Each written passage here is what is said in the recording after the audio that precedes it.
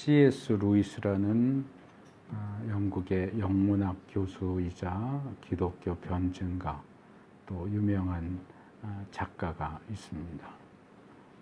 여러 권의 책을 썼는데 그래도 대중적으로 많이 알려진 것은 영화로도 만들어진 나니아 연대기라는 소설이 있습니다. 루이스가 쓴 책 가운데 예기치 못한 기쁨이라고 하는 책이 있습니다.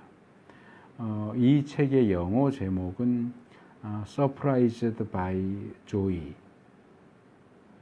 라고 하는 제목인데 무신론자였던 그가 어떻게 그리스도인이 되었는지 그의 일생을 걸쳐서 그 이야기를 다루고 있습니다. 그래서 이 책은 무신론자였던 그가 어떻게 기독교 신앙 안에서 예기치 못한 기쁨을 누리게 되었는가 하는 기독교 변증적인 책이라고 할 수 있습니다.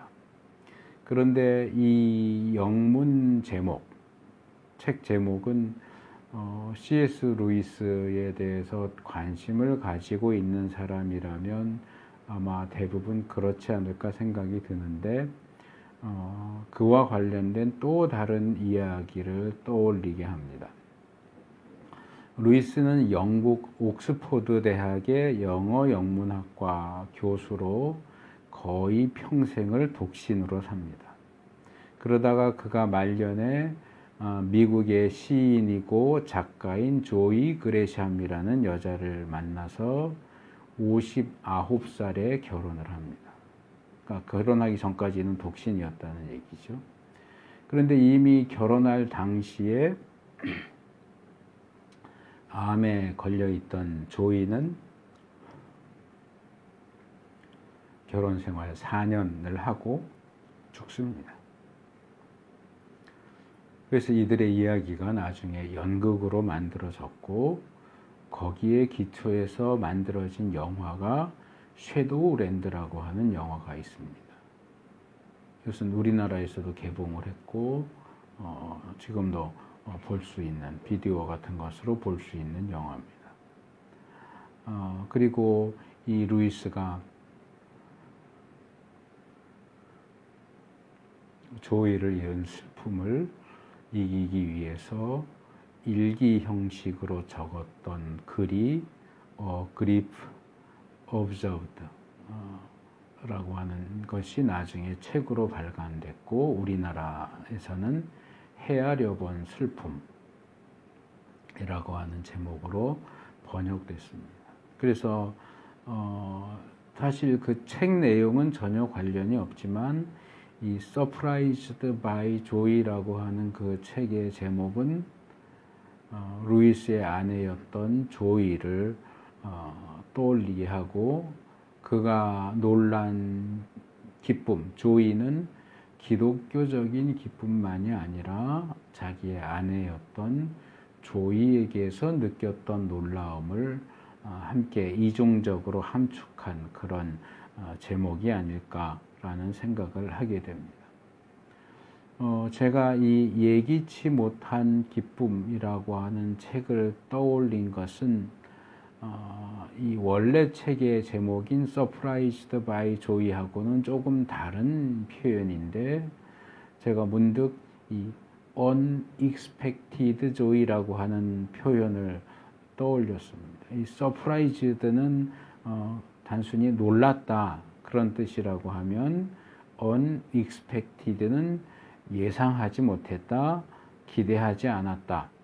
그래서 오히려 이 책 한글 제목 예기치 못했다는 사실은 surprised보다는 unexpected가 더 맞는 표현입니다. 그래서 이 unexpected를 떠올리다 보니까 예기치 못한 기쁨이라는 책 제목이 떠올라서 이제 그 부분을 잠깐 소개를 한 거고요. 제가 이 unexpected라는 단어를 떠올린 것은 현재 저의 상황 때문에 이 단어를 떠올렸습니다. 지난 주일에 제가 이제 조금 입원 생활을 조금 한 후에는 주일마다 제 상황과 또 간단한 메시지를 함께 나눴었는데, 발의 치료가 잘 되고 있는데 이전에 2번 퇴원을 했다가 상태가 악화된 적이 있기 때문에 어느 정도 안정이 된 다음에 퇴원을 할 생각입니다. 그렇게 지난 주일에는 그렇게 말씀을 드렸었어요. 근데 제가 입원해 있는 이 병실이 아주 급격한 어떤 상황 변화를 맞이하면서 제가 정말 예기치 못한 퇴원을 하게 됐습니다. 예전 부천에서는 2인실에 있었지만 여기 해민병원에서는 5인실에 있었어요. 그래서 환자들이 이제 수시로 입원과 퇴원을 하고, 또 오는 환자들도 별의별 사람들이 참 많았고, 같은 한 공간에서 지내기에 어려운 사람들이 여럿 있었습니다. 그래서 뭐 그래도 어차피 5인실에 있으니까 뭐 그건 어쩔 수 없는 일이겠구나라고 생각을 하고 견디기는 했는데, 일주일 전쯤에 제 바로 옆 침상에 입원한 환자가 상태가 굉장히 안 좋았어요. 기본적으로 알코올 중독인데다가 수면제 과다 복용, 그리고 아마 넘어진 것 같은데 머리를 다쳐서 외상성 뇌출혈이 있는 그런 사람이었습니다. 입원하고 다음날 CT를 찍어야 되니까 금식을 해야 된다 이러는데, 그 저녁에 이제 큰 형이 있고 누나가 있고 이 사람이 막내인데, 누나가 이제 간병을 하는데 밤새도록 계속 이 누나가 옆에서 너 여기 달아놓은 금식 팻말 못 봤냐? 금식이 무슨 말인지 몰라? 이 얘기를 계속 하는 거예요. 왜냐하면 이 환자가 계속 뭘 달라고 그래. 물 달라고 그러고, 나중에 들어보니까 뉴케어 달라고 그러고, 사탕 달라고 그러고, 한번 설명하면 조금 있다가 한 5분 있다가 또 물 달라고 그러고, 자기가 막 뒤져서 먹고 하니까 이 누나도 스트레스를 받으니까 밤새 같은 얘기를 계속 하는데, 바로 옆 침상인데 창 쪽에 보조 침대에 집사람이 있고 제 침상이 있고, 제 침상 커튼 하나 사이로 보호자 침상이 있고 그 옆으로 그 환자 침상이 있단 말이에요. 그러니까 얘기하는 게 다 들리는 게, 큰 소리로 안 해도 밤새도록 그 얘기를 반복하고 그 상황이 반복되고.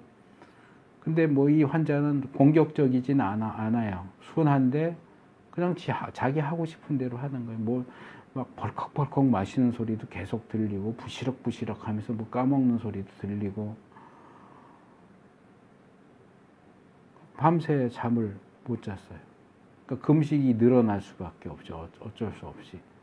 금식한 상태여야 CT를 찍는데 뭘 먹으니까 그만큼 더 길게 금식하고 결국 이제 CT를 찍기는 했는데 잠을 도저히 잘 수가 없었어요. 근데 이 상황이 입원한 날부터 계속되는 거예요. 3일째 되는 날에는 아마 수면제 과다 복용이라서 수면제를 안 줬던 것 같은데, 이제 그날은 너무 이제 밤에 잠을 안 자고 돌아다니고 막 이러니까 수면제를 줬나 봐요. 초저녁부터 코를 고는데 완전히 탱크 굴러가는 소리가 들려요. 계속. 그러더니 저녁에 한 8시쯤, 그리고 밤중에 한 11시쯤 일어나더니, 일어났는지도 모르죠. 이제 누워 있는데 갑자기 줄줄줄줄 소리가 나는데, 이제 남자들이 서서 소변을 보면 이렇게 물줄기 소리가 들리잖아요. 근데 이걸 소변을 병실에다가 소변을 보는 거예요. 그날은 또 간병인이 바뀌어갖고 좀 연로하신 어머님이 와 있는데, 이분은 당신 자느라고 어떤 상황이 벌어졌는지를 전혀 인식을 못하고 그냥 계속. 그래갖고 옆에서 저기 소변 보는 거 아니냐고 간호사 호출해갖고 닦고 막 이러면서 이제 어머니를 깨우니까, 너 발이 왜 젖었니? 자기 아들 걱정만. 너 발이 왜 젖었니?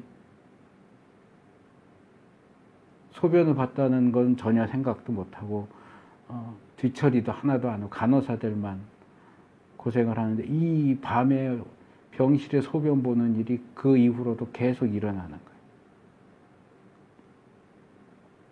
거예요. 거의 일주일 내내 돌아다니고 간병인이 중간에 바뀌었는데 침상에서 못 내오게 하려고 침상 옆에 바로 보조 침대를 대고 누우니까 저 옆에 조금 공간이 있는 데로 빠져나가고 뭐 남의 병실에 가서 소변 넣고 TV 보는 거기 쓰레기통에다가 소변 넣고 아주 난리를 쳐가지고 거의 일주일 내내 밤에 잠을 못 자고 밤에 잠을 못 자니까 낮에도 해롱해롱하고 밤에 또 잠을 못 자고 이래서 원래는 어느 정도 좀 상태가 안정이 되면 퇴원해야 되겠다 했는데 이게 입원해 있는 상황이 오히려 안정을 못하게 만드는 그런 상황인지라 이거는 안 되겠다. 좀 더 생각보다 일찍 퇴원을 해야 되겠다. 도망쳐 나오듯이 퇴원을 한 거예요. 그래도 이제 의사는 환부 상태도 괜찮고 염증 수치도 계속 정상으로 나오니까 오히려 집에 가 있는 게 더 안정적이고 더 빨리 회복될 수 있으니까 퇴원을 하는 것도 괜찮겠다. 이제 상태 변화를 보기 위해서 일주일에 한 번 정도는 외래로 와라. 그렇게 해서 정말 갑작스럽게 예상치 못한 퇴원을 하면서 이거 퇴원을 하면 주일 예배를 드려야 되는데 설교 준비는 하나도 안 돼 있고 어떤 내용으로 설교 민수기 하던 게 아직 다 안 끝나긴 했는데 그건 거의 연구하다시피 그렇게 설교를 준비해야 되는 부분이라서 당장은 좀 어렵고 그래서 고민을 하다가 이 급작스러운 퇴원과 관련해서 이 unexpected라고 하는 단어를 떠올린 겁니다.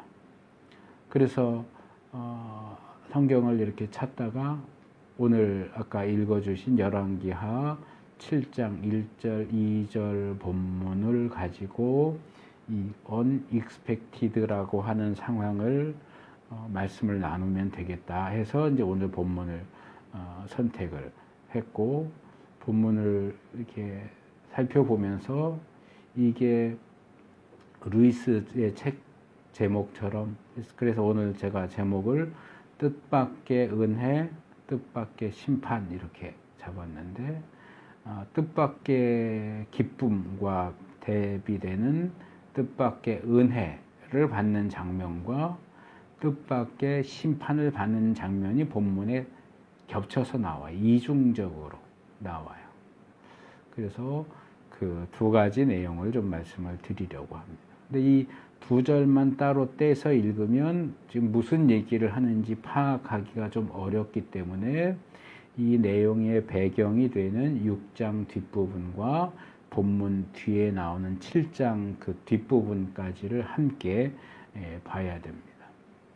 일단은 앞에 배경을 보면 열왕기하 6장 24절에서 36절이 이 7장의 직접적인 배경이 되는 내용입니다. 시리아 왕인 벤하닷이 북이스라엘을 침략해서 수도인 사마리아를 포위합니다. 포위 기간이 길어지니까 성 안에 식량이 떨어지고 그러다 보니까 평소에는 잘 먹지도 않던 그런 식재료들의 가격이 폭등합니다. 먹을 게 너무너무 없으니까 결국에는 이웃에 사는 두 여자가 서로 오늘은 네 자식 잡아먹고 내일은 내 자식 잡아먹자 해서 자기 자식을 잡아먹는 일까지 벌어집니다.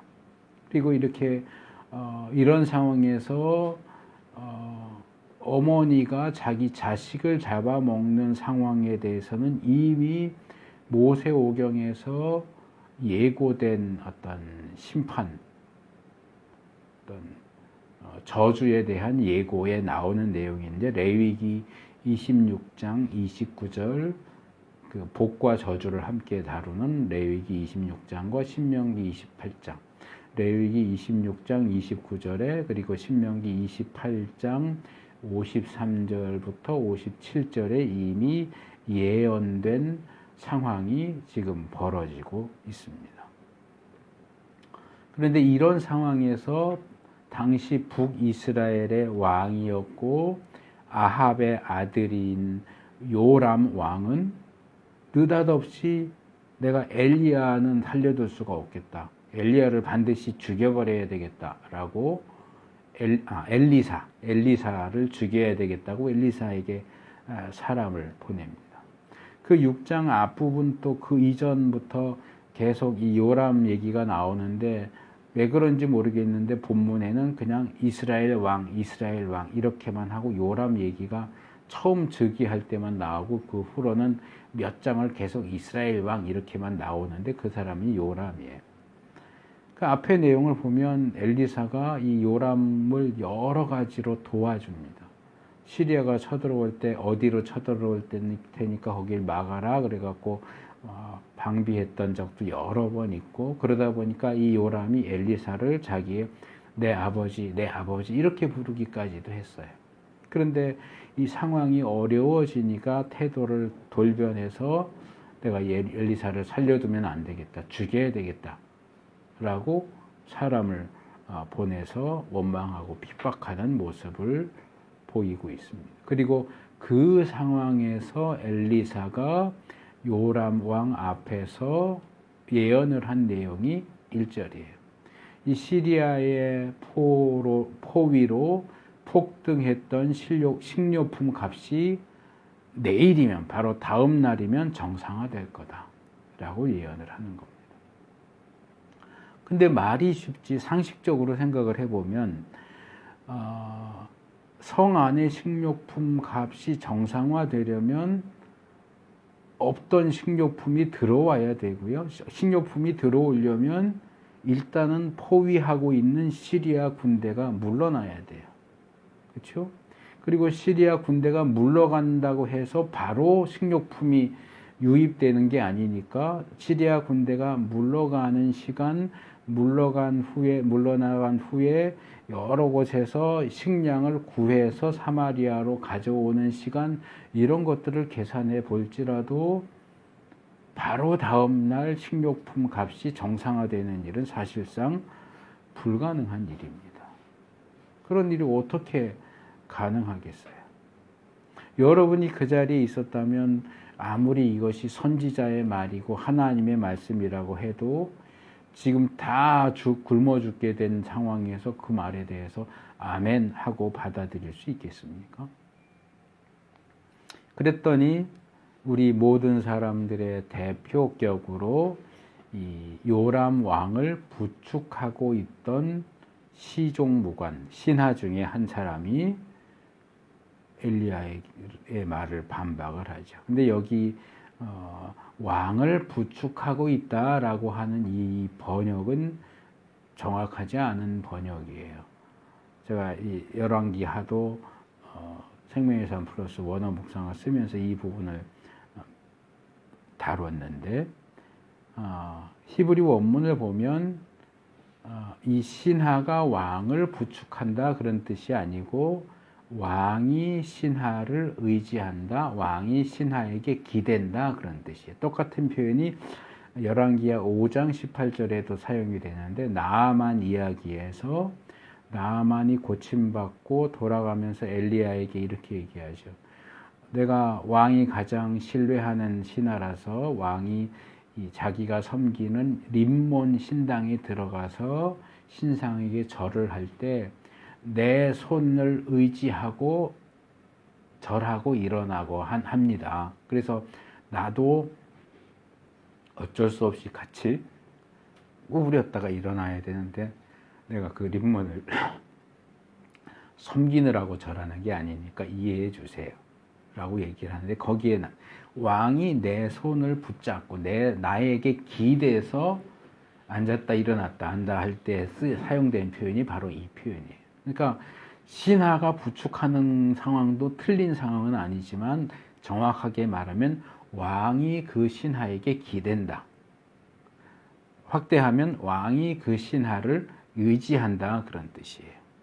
그래서 이 번역된 표현만 보면 요람도 뭐 왕이긴 하지만 식량이 별로 없으니까 뭐 잘 먹지 못해서 기운이 없어서 넘어질 것 같으니까 이 신하가 옆에서 부축하고 있었다. 이렇게 생각할 수도 있겠지만 더 정확한 의미는 이 신하는 요람 왕이 여러 신하들 가운데서 가장 신뢰하는 신하였다. 가장 신뢰하는 가장 능력 있는 신하였다. 그래서 가장 옆에서 왕을 부축할 수 있었던 거죠. 그래서 어떻게 보면 왕을 제외하면, 그러니까 뭐 에스더서에 나오는 뭐 하만이나 모르드게 같은 경우가 그런 케이스가 되겠죠. 왕을 제외하면 사마리아의 성에서 가장 능력 있는 사람이 바로 이 신하예요. 근데 그렇게 능력 있는 사람도 지금 사마리아의 임한 기근을 해결하지 못하고 있어요. 아무리 재물이 많아도 그가 뭐 다 베풀지도 않았을 가능성이 있지만 자기가 가진 그 어떤 식량을 다 풀어도 사마리아의 기근이 해결되지 않는 그런 상황이에요. 그런데 이 신하만큼의 경제적인 능력이 전혀 없는 선지자가 말 한마디만으로 내일 사마리아의 경제가 회복될 거다라고 말하니까 그걸 비꼬듯이 말하는 거예요. 비록 주님께서 하늘에 있는 창고 문을 여신다고 할지라도 어찌 그런 일이 일어날 수 있겠습니까? 일어날 수 있겠습니까? 그랬지만 사실은 뭐예요? 그건 말도 안 되는 소리 하지 말라 그 얘기예요. 어떻게 하루 만에 경제가 회복이 돼? 아무리 선지자라고 그래도 말도 안 되는 소리 하고 있네. 반박을 한 거죠. 그랬더니 이번에는 엘리사가 1절에서는 왕을 향해서 예언을 했는데 2절에서는 이 시종무관에게 대답을 합니다. 본문에 이제 그냥 말했다 이렇게 돼 있지만 1절과 마찬가지로 예언의 말씀이에요. 예언의 말씀이 당신은 분명히 그런 일이 생기는 것을 눈으로 직접 볼 것이요. 그런 일이 절대로 일어날 수 없다라고 말하지만 그런 일이 일어나는 걸 네가 직접 목격할 거야. 그렇지만 당신이 그것을 먹지는 못할 것이요. 라고 예언을 합니다. 왕에게 한 예언이 구원과 은혜에 대한 예언이라면 신하에게 한 예언은 심판과 형벌에 대한 예언입니다. 1절이 북이스라엘의 구원에 대한 예언이라면 2절은 이 신하 개인의 멸망에 대한 예언입니다. 물론 이 2절에 나와 있는 내용만 가지고는 이후에 어떤 일이 벌어질지 예측하기는 어렵습니다. 왜 이 신하가 엘리사의 예언이 성취되는 것을 자기 눈으로 목격하면서도 그 혜택을 받지 못하는지, 그 혜택을 누리거나 음식을 먹을 수 없게 되는지 보다 구체적인 상황은 우리가 알기 어렵습니다. 그래서 7장 3절부터 나오는 내용을 통해서 엘리사의 예언이 어떻게 성취되는가, 상황이 어떻게 급격하게 변화되고 예언이 성취되는가 하는 내용이 그 뒤에 나오는 겁니다. 그래서 뭐 어느 정도는 알려져 있는 이 사마리아 성문 어귀, 성문 밖에 있었던 4명의 나병 환자들이 여기 있어도 굶어 죽을 상황인데 우리를 포위하고 있는 시리아 군대 진영에는 그래도 먹을 것이 있지 않겠느냐. 거기 가서 먹을 거 좀 달라고 그래서 주면 먹고 안 된다고 죽이면 죽는, 굶어서 죽으나 칼에 맞아 죽으나 죽는 건 똑같으니까 한번 시도라도 해보자. 그래서 시리아 군대 진영을 찾아갔는데 이미 다 도망가고 없어요. 깨끗하게 다 챙겨서 간 게 아니고 다 너저분하게 놔두고 몸만 급하게 빠져나갔어요. 그래서 자기들 챙길 거 먼저 다 챙기고, 이거 사마리아는 먹을 게 없어서 다 굶어 죽는데 우리 거만 챙기는 건 이건 아니다. 가서 얘기를 해주자. 그래서 사마리아 성에 가서 시리아 군대가 다 물러갔습니다. 진영이 텅텅 비었습니다. 이런저런 물건들도 있고 양식도 잔뜩 쌓여 있습니다. 하고 보고를 합니다. 그 보고를 받은 이후의 상황은 7장 11절부터 이렇게 나오면서 어떻게 엘리사의 예언이 성취됐는지가 나옵니다. 일단 그 보고를 100% 신뢰할 수 없다고 본 왕과 신하들이 성에 남아있는 말들 중에서 5마리의 기병을 태워서 빨리 갔다가 확인하고 와라 하고 보내고, 시리아 군대가 진짜 확실히 다 물러갔다 하는 사실이, 그 철수 사실이 급하게 퍼져나가니까 사마리아 백성들이 이성을 잃고 미친 듯이 성 밖으로 뛰쳐나가서 시리아 진영을 약탈합니다. 그래서 엘리사의 예언처럼 하루 만에 사마리아 성의 식량 사정이 원상태로 복귀됐다. 이 7장 16절. 식량값이 원래대로 돌아간다 하는 내용이 나오고요. 그 다음에 이게 뭐 항상 사람들이 정신이 없었을 거 아니에요. 굶어 죽게 된 상황에 식량이 있다고 그러니까 너도 나도 다 뛰쳐나가고, 아마 그 와중에 밟혀서 죽는 사람도 있었을 거고 다치는 사람들도 있었고, 이 지나친 무질서 상황을 염려한 요람 왕이 자기 신하를 성문에서 사람들을 통제하라고 거기 임명합니다. 누구를 임명했을까요? 자기가 가장 신뢰하는 신하. 그 시종무관에게 성문을 관리하게 하지. 극심한 식량난 속에서 이 식량을 통제할 수 있는 자리는 누구보다도 가장 높이 있는 권세의 자리입니다. 그러니까 아마 이 신하도 기꺼이 자기에게 주어진 새로운 임무를 받아들였겠죠. 근데 그의 이야기는 아주 비극적이고 허무하게 끝나는데, 이 신하가 성문을 통제하다가 극도로 흥분한 백성들의 발에 짓밟혀서 죽었다는 겁니다. 7장 17절. 1절 예언은 16절에서 성취되고 2절 예언은 17절에서 성취됩니다. 그래서 이 상황의 변화가 상당히 짧고 간결하게 속도감 있게 팍팍팍팍 진행이 되는데, 그런데도 불구하고 본문을 잘 보시면 아주 흥미롭게도 7장을 마무리하는 18절에서 20절이 앞에 예언의 내용 1절, 2절 그리고 17절 내용을 다시 소개하면서 한 번 더 얘기를 해요. 그러니까 예언했고 1절 예언 16절에서 성취됐다. 2절 예언 17절에서 성취됐다 하는 내용을 18절, 19절, 20절에서 한 번 더 반복한다는. 이거는 이 본문을 기록한 사람의 관심이 어디에 있느냐를 보여주는 거예요. 특별히 이 신하의 죽음을 강조해서 이야기합니다. 그러면 이 본문이 우리에게 주는 교훈이 뭘까요?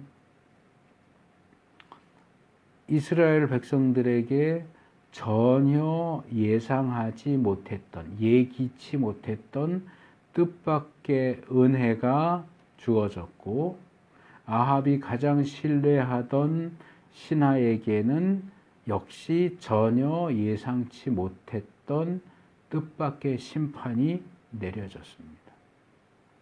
뭐 우리 입장에서는 뜻밖의 은혜는 얼마든지 웰컴, 환영하지만 뜻밖의 심판은 한사코 사양하고 싶은 그런 내용일 겁니다.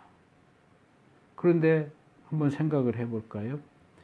뜻밖의 은혜를 받은 사람들과 뜻밖의 심판을 받은 사람 사이에 어떤 차이가 있습니까? 왜 어떤 사람은 뜻밖의 은혜를 받았고 어떤 사람은 뜻밖의 심판을 받았습니까? 그 둘 사이에 어떤 차이가 있길래 둘 다 뜻밖의 상황이지만 은혜와 심판이 갈리게 되는 걸까요? 자, 이 왕의 시종 무관은 바울이 데살로니가전서 5장 20절에서 말했던 것처럼 예언을 멸시했어요. 선지자를 통해서 주어지는 예언의 말씀을 멸시하면서 함부로 말하고 선지자를 반박하고 그랬기 때문에 자기가 예상치 못했다 할지라도 이런 뜻밖의 심판을 받는 것이 당연하다, 이렇게 말할 수 있을 겁니다. 하지만 그렇다면 뜻밖의 은혜를 받은 북이스라엘 백성들, 사마리아 성의 시민들과 북이스라엘 왕인 요람은 뜻밖의 은혜를 받을 자격이 있다고 말할 수 있을까요? 앞에서도 제가 상황을 설명하면서 잠깐 언급했지만 요람은 우리 속담처럼 달면 삼키고 쓰면 뱉는 전형적인 소인배입니다. 엘리사가 도움을 주면 아버지, 내 아버지, 내 아버지 그러고 달라붙고 성이 위급한 상황에 빠지니까 엘리사가 뭘 한 것도 아닌데 엘리사 죽여버리겠다고 그럽니다. 시종무관은 예언을 멸시했지만 요람은 예언에 대해서는 별 반응을 보이지 않는 반면 하나님의 선지자에게 책임을 전가하고 죽이겠다고 협박을 합니다. 누구 죄가 더 큽니까? 예언을 멸시한 죄가 예언자를 죽이겠다고 협박하는 죄보다 큽니까?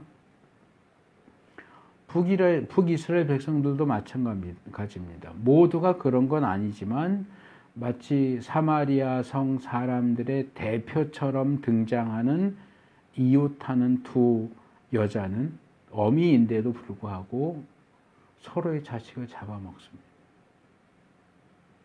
그거 그래, 너무너무 배고팠으니까 그랬을 수 있어 라고 이해해 줄 수 있습니까? 그 상황도 제가 설명은 안 했지만 자세히 들여다보면 기가 막혀요.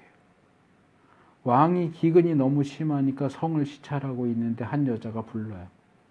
내 억울한 사연을 좀 해결해 주세요. 무슨 일이냐? 기근이 너무 심해서 옆집 여자가 나한테 나도 갓난아이가 있고 너도 갓난아이가 있는데 먹을 게 없지 않냐? 그러니까 우리가 같이 우리 자식들을 잡아먹자.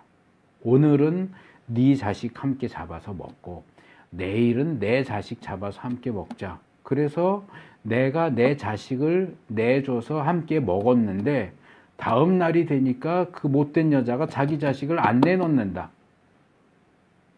그 여자 자식도 잡아먹게 해달라, 그거예요.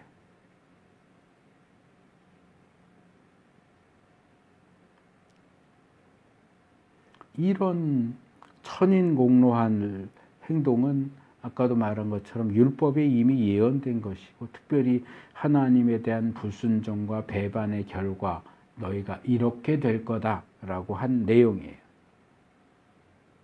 그럼 저주받아서 이런 천인공노한 짓을 한 여자들은 뜻밖의 은혜를 받을 자격이 있다고 말할 수 있을까요? 여기서 저는 아주 중요한 신학적이고 성경적인 진술, 원칙 두 가지를 소개하려고 합니다. 첫째는 성경이 은혜를 뭐라고 얘기하느냐 하는 거예요. 은혜가 뭐냐? 성경적으로 신학적으로 은혜가 도대체 뭐냐? 성경과 신학에서는 은혜를 이렇게 설명합니다. 아마 들어보셨을 거예요, 예전에. 받을 자격이 없는 자에게 베푸시는 호의와 사랑. 여기 초점은 호의와 사랑이 있는 게 아니고 받을 자격이 없는 자에게 그게 주어진다는 거예요. 본문에 나오는 등장인물들, 요람 왕, 신하, 자식을 잡아먹은 어미들과 마찬가지로 우리 모두는 은혜 받을 자격이 없는 사람들이에요. 하나님의 호의와 사랑을 받을 자격이 없는 사람들이. 그런 자격이 있는 사람은 이 땅에 시간과 공간을 초월해서 아무도 없어요. 그렇기 때문에 하나님께서 우리에게 무언가 은혜를, 호의를, 사랑을 베푸셨다면 그것은 상황이나 때와 관계없이 모두 사실상 뜻밖의 은혜인 겁니다. 그래서 우리는 우리에게 주어지는 모든 뜻밖의 은혜들을 감사함으로 받아요. 감지덕지하면서 받아야 돼. 그게 내가 당연히 받아야 할 권리가 있어. 아니요. 우리에겐 그런 권리가 없어요. 왜요? 받을 자격이 없는데 주어지니까요. 하나님의 은혜를 당연시하는 것은 어떤 상황 속에서도 잘못된 겁니다. 둘째로, 그러면 은혜를 받는 자들과 심판을 받는 자들의 차이가 뭐냐? 어차피 뭐 은혜 받는 사람이나 심판 받는 사람이나 다 자격이 없다며. 그럼 뭘 가지고 그렇게 그 두 부류를 나눠?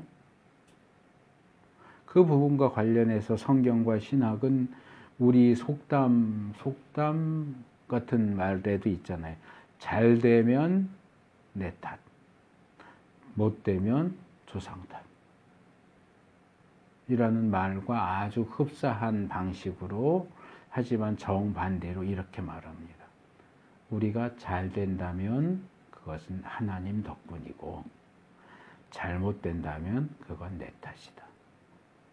바꿔 말하면 우리가 천국 가면 그건 하나님 은혜로 천국 가는 거고, 우리가 지옥 가는 거는 내 책임이다.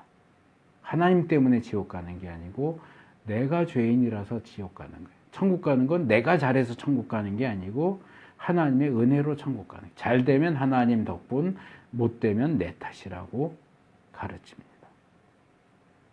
우리는 다 죄인이고 부족해서, 제가 가끔 그 표현을 쓰잖아요. 가만히 놔두면 우리가 흘러가는, 나아가는 자연스러운 방향과 흐름은 잘못되는 방향, 심판받는 방향으로 향합니다. 그렇게 내리막길로 심판과 형벌을 향해서 자연스럽게 내려가는 와중에 종종 뜻밖의 은혜를 받게 되는데, 우리에게 뜻밖의 은혜가 주어지면 우리는 보통 그거는 내가 잘해서 받은 거야,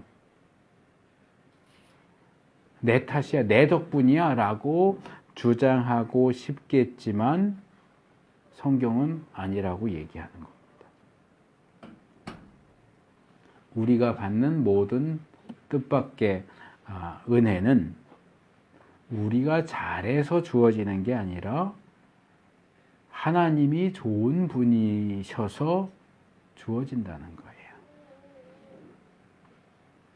이렇게 말하면 어떤 분들이 이렇게 또 반박할지 모르겠어요. 이 시종부관처럼. 그거는 신학에서 말하는 거 아니냐. 왜 우리가 그걸 다 받아들여야 돼? 말도 안 되는 소리를 하고 있네. 그럴 수도 있을 것 같아요. 그렇다면 그런 신학적 진술의 원칙의 근거가 되는 이 성경 말씀에 대해서는 뭐라고 하실 겁니까? 두 구절을 제가 소개할 거예요. 첫째는 신약에 나오는 고린도전서 15장 10절 말씀입니다. 바울은 고린도전서 15장 10절에서 이렇게 말해요. 그러나 나는 하나님의 은혜로 오늘의 내가 되었습니다. 나에게 베풀어 주신 하나님의 은혜는 헛되지 않았습니다. 나는 사도들 가운데 어느 누구보다도 더 열심히 일하였습니다. 그러나 이렇게 한 것은 내가 아니라 나와 함께 하신 하나님의 은혜입니다. 바울 자신이 말하는 것처럼 그는 다른 어떤 사도들보다도 더 열심히 일했어요.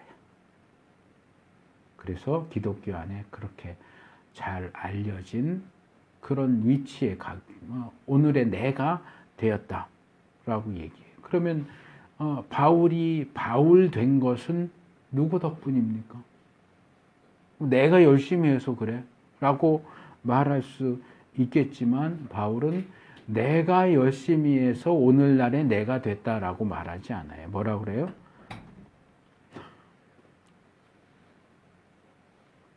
나는 하나님의 은혜로 오늘의 내가 되었다.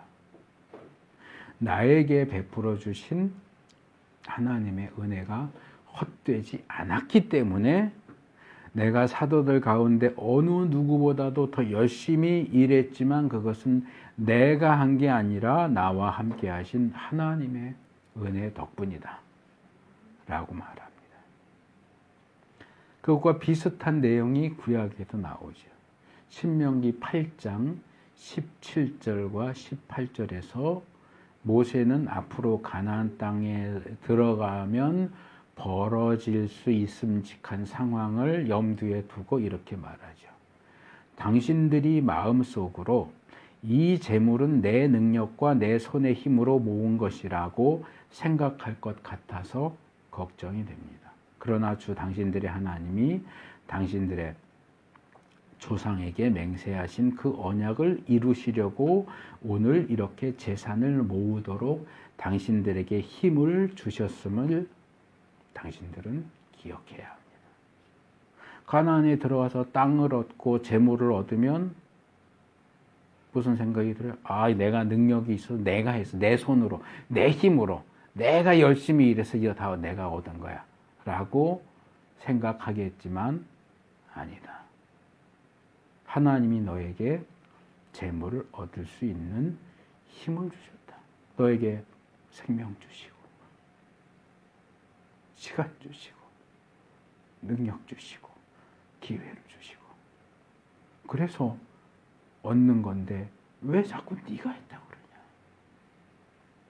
잘된 건 네 탓 아니야. 네 덕분 아니야. 하나님 덕분이야.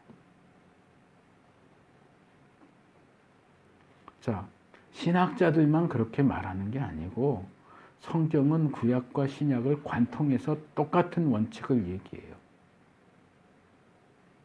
그런데도 잘 되면 하나님 덕분이고 잘못되면 내 탓이라고 하는 그 말은 신학자들이나 하는 말이지 라고 억지를 부릴 수 있습니까?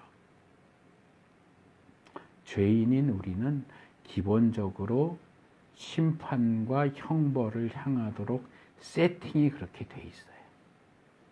여기 전기 세팅 다 해놓으면 스위치 딱 키면 불 타다닥 들어오게 돼 있잖아요. 그게 세팅 해놓은 것처럼 우리 인간은 죄인이기 때문에 스위치 딱 키면 심판을 향해 굴러 떨어지도록 세팅이 돼 있다고요. 그런 점에서 사실은 뜻밖의 심판도 뜻밖의 것이 아니에요. 그건 당연하고 자연스러운 거예요. 또 하나님의 은혜가 당연한 것이 아니라는 점에서 아까도 지적했지만 모든 은혜는 뜻밖의 은혜예요. 하지만 그렇다고 해서 은혜를 받는 사람이나 심판을 받는 사람이나 아무 차이가 없어. 그거는 뺑뺑이야. 뺑뺑이 판 돌려서 하나님이 딱 던졌는데 심판 그러면 심판, 은혜 그러면 은혜 받는 거고 이거는 아무 기준이 없어. 그렇게 말하면 안 됩니다. 우리가 우리의 정체를 안다면 늘 조심스러운 자세, 겸손한 자세로 살고 행해야 됩니다. 하나님을 대하는 데 있어서 늘 감사하는 마음을 잊으면 안 됩니다. 뜻밖의 은혜에만 감사하는 게 아니고 우리에게 주어지는 모든 은혜에 감사해야 되고 결정된 심판과 형벌을 벗어나서 구원받을 수 있게 해주신 것도 감사하고 또는 삶 속에서 순간순간 우리가 뭔가 잘못된 판단, 잘못된 선택을 해서 어려운 일이 올 수 있는데도 하나님이 거기서 구출해 주신 것도 감사해야 되고 그래서 이 찰스 스펄전이 한 유명한 말로 오늘 설교를 맺으려고 합니다. 잘 천천히 읽어드릴 테니까 잘 귀 기울여 들으시면 좋겠습니다. 별빛에 감사하는 자에게 달빛을 주시고, 달빛에 감사하는 자에게 햇빛을 주시고, 햇빛에 감사하는 자에게 영원히 지지 않는 주님의 은혜의 빛을 주신다. 뜻밖의 은혜에, 그리고 모든 은혜에 감사하는 우리가 될 수 있기를 축복합니다. 우리는 한 사람도 예외 없이 다 죄인들이고 형벌과 심판과 지옥을 향해 갈 수밖에 없는 존재입니다. 그런데 자격 없는 우리에게 호의를 베푸시고 사랑을 베푸시고 은혜를 베푸시니 감사합니다. 우리에게 주어지는 모든 은혜가 뜻밖의 은혜인 것을 인정하고 고백하고 감사합니다. 날마다 우리에게 은혜를 주시는 하나님을 찬양합니다. 우리 삶 속에서 우리의 인생 전체 그리고 삶의 순간순간마다 우리에게 임할 수밖에 없는 심판들을 면하게 하시니 감사합니다. 우리가 이 은혜의 하나님, 사랑의 하나님 앞에 늘 조심스러운 자세로, 겸손한 자세로, 감사함으로 살아갈 수 있기를 원합니다. 뜻밖의 은혜, 뜻밖의 심판에 대한 말씀을 들으면서 성경이 우리에게 가르치는 교훈을 마음에 깊이 새기게 하시고 매 삶의 순간순간마다 그것을 기억하게 하시고 그에 합당한 삶을 살아가는 저희 모두가 될 수 있도록 은혜 베풀어 주옵소서. 한 달여 만에 다시 예배를 드립니다. 여기저기 흩어져 있는 성도들 기억하여 주시고 각각의 삶의 자리에서 뜻밖의 은혜 받을 수 있게 하시고 뜻밖의 심판을 피할 수 있게 하시고 조심스럽게 겸손하게 감사함으로 각자의 삶을 살아가는 우리 모두가 될 수 있도록 하나님 역사하여 주옵소서.